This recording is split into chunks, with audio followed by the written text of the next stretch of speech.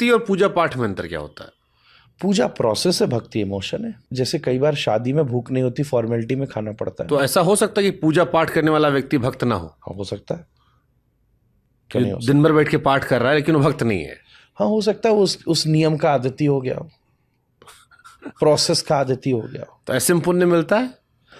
मिलता तो है ही। अब आप बिना किसी इमोशन के जहर खा लो तो मरोगे तो सही। और इमोशन के साथ खाओ तो भी मरोगे। मैं बहुत सैड हूँ, मुझे छोड़ के चली गई, मेरी संपत्ति लुट गई, जहर दे तो भी मरेगा, और बिना इमोशन के खा लेगा तो भी मरेगा। दवाई तो असर।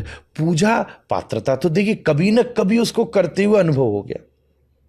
जैसे कई बार होता है शादी ब्याह में अपन गए तो एक फॉर्मेलिटी है ना, बुके देना है, फोटो खिंचानी है, फिर खाना है, चाहे भूख हो चाहे नहीं हो। तो पूजा एक प्रोसेस है, एक प्रोसेस है जिस हिसाब से हम उन टेक्निक के द्वारा ईश्वर से कनेक्ट होते हैं।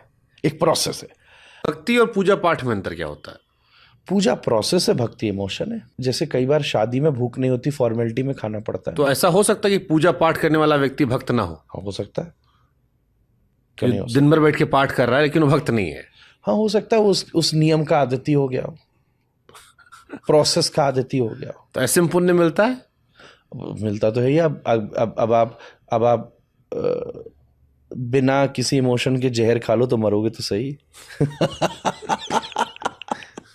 और इमोशन के साथ खाओ तो भी मरोगे। मैं बहुत सैड हूँ, मुझे छोड़ के चली गई, मेरी संपत्ति लुट गई, जहर दे तो भी मरेगा, और बिना इमोशन के खा लेगा तो भी मरेगा। दवाई तो असर।